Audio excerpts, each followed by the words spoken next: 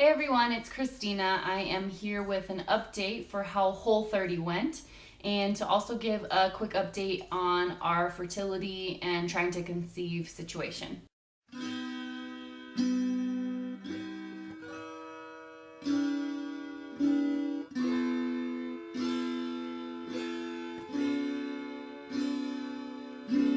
Come with me, my love, to the sea of love.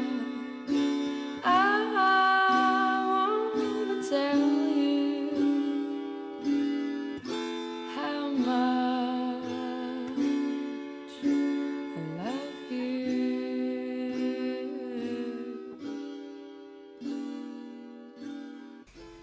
If you don't know what Whole30 is, I suggest you look it up, read about the program, but the gist of it is that you avoid any grains, any dairy, you avoid any added sugars, you avoid alcohol, legumes, and there are a couple of other things in it as well, but what you eat is you focus your meal on a healthy protein and some healthy fats. So, they definitely encourage anything with olives, coconut, and avocado. So the olives, avocado, and coconut themselves, or the oil, or anything having to do with those healthy fats.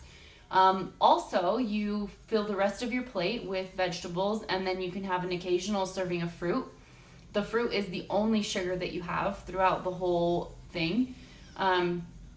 And so basically, we did that for 30 days, and I'm not going to say that it wasn't difficult because it really was. The hardest part, I think, was the planning part of it, because I work full time and my husband works.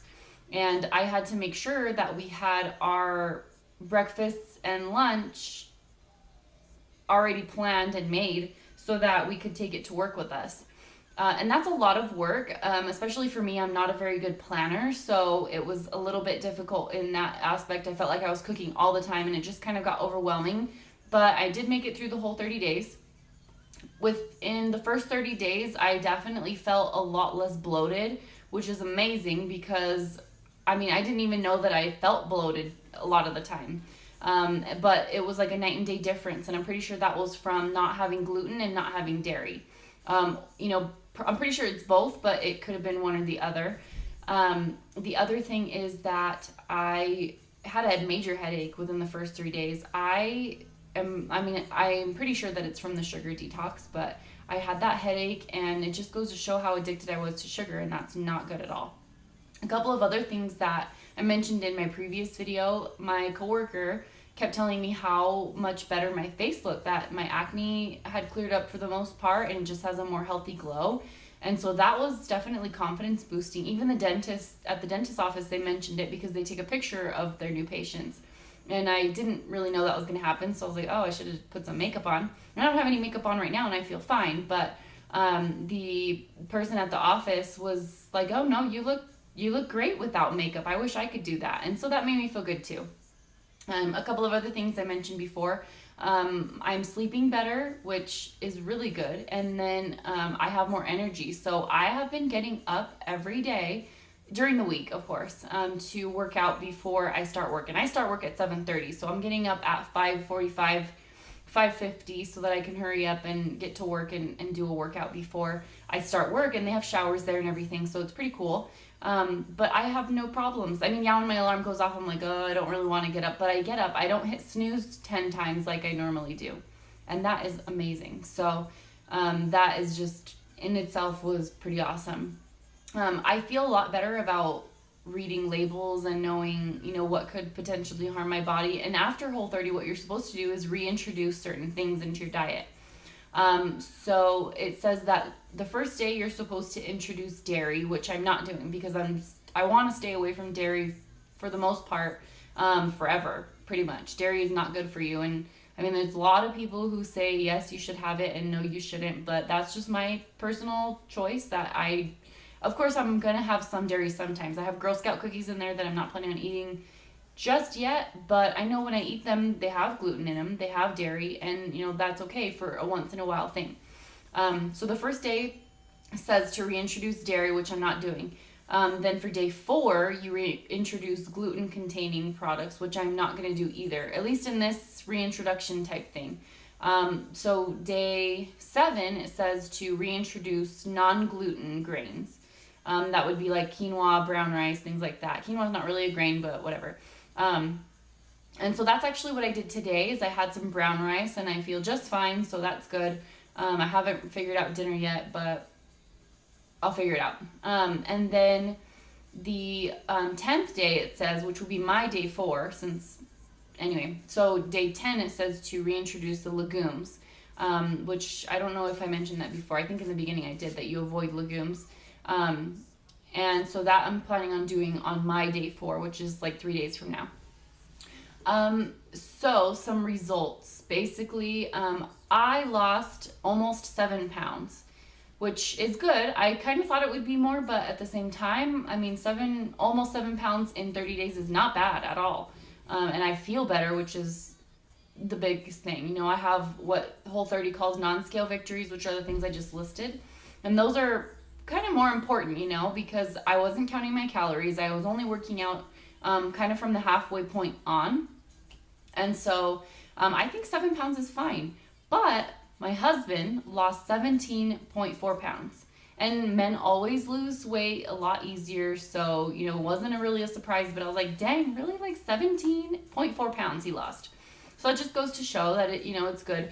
Another comment I have on Whole30 is that personally I don't want to eat that much meat, so I probably won't be doing Whole30 again, but I'm going to kind of tweak it as I go along and find out what's best for me and what I feel like is, something that I want to do. So for the most part, I'm going to be eating a lot of produce, a lot of nuts and seeds, some non-gluten grains, and, I'll introduce the legumes and see how my body does. But I'm pretty excited about that. So that's the Whole30 update. As far as trying to conceive, I did meet with my Holistic Health Practitioner again, and basically she gave me some more supplements. As most of you know, if you've seen my videos, I've been drinking this raspberry leaf tea, and this is supposed to help with the uterus, to help strengthen it. It's also really good. I read about helping with cramps, so if people have bad cramps during their period, things like that, the tea, when you strengthen your uterus, it'll help with that. I think it's a plus, and I think it tastes good. So that is what I've already been doing. Also, another thing I've already been doing, which I don't think I put in my previous videos, is I've been using this green powder. And this is actually my Holistic Health Practitioner and her family. So she's over there on that side, and then those are her children. And so this has a bunch of stuff in it: spirulina, algae, seaweed, beetroot, spinach leaf, rose hips, lemon peel, orange peel, and the nutritional yeast. So this is kind of just to make sure I'm getting some vitamins and minerals in my body, which brings me to the latest things that she has me taking, and they taste disgusting. So I'll talk about the green powder in a bit too. So one of them is this female reproductive, it's like an herbal, it's called a tincture. So it's basically the herbs and everything, it's the extract in a base of pure organic grape alcohol and distilled water. And so they do make some pill forms of certain things, but she definitely recommended these. The other one is hormonal changes. And I don't know what this is supposed to be good for, but I trust her judgment. Each of them, like, they both have certain things in them. Like the female reproductive one has golden seal root, red raspberry leaf, wildcrafted squavine herb, organic uva earth sea leaf, ginger root, blessed thistle herb, cayenne, kind of all that stuff. And then the hormonal changes says sarsaparilla root, ginseng root, licorice root, and some other stuff. So I have the female reproductive hormonal changes. I'm supposed to have 30 drops of each of these 3 times a day. And then to go along with the hormonal changes, I'm supposed to take it, and it's most effective with wheat germ oil. And they're all pretty nasty. I mean, they don't taste good at all. And I was wondering, like, the first time I took it, I just put it in water and drank it. And I was like, I don't know how I'm going to do this 3 times a day for, however long I need to. But what I found is if I mix it with juice and this green powder, somehow the, like, juice, the sweetness and the flavor of that mixed with, like, the grass kind of taste that this is, and then the flavors of those, it makes it bearable, and it's just fine. So I'm glad I played with that and figured it out.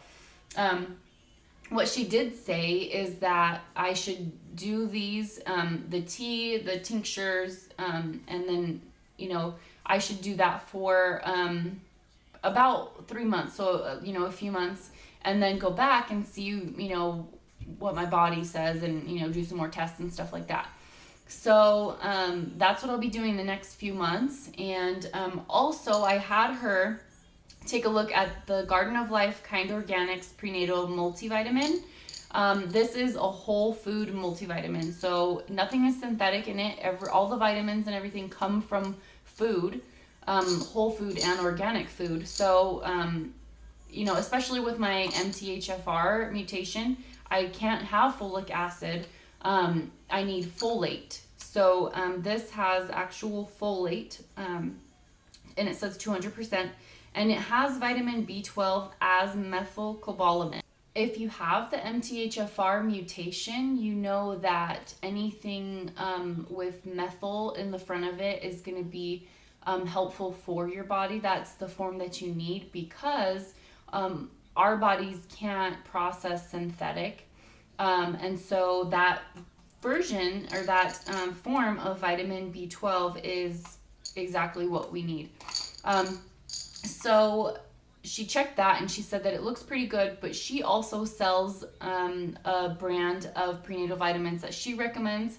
And then, I'll finish this one that I have, and then I'll get that one. So that's basically it as far as that goes. I'll be doing all of this stuff for the next few months, about 3 months, and then go back and see what she says. So it might be a while before I give my next update. But I have some fun things to look forward to, because in 43 days I'm going to Jamaica, and then I think in a little bit over 3 months we're going to be going to England and Paris. And that's pretty much it for my update as of right now. If you have any questions, just reach out to me. And I'll do my best to answer them. And I hope you all have a good day. And since it'll be a while before I talk to you, I will be watching all of your updates if I follow you on YouTube and on Instagram. And I will probably be commenting there. So I'll see you guys later. Thanks for watching. Bye.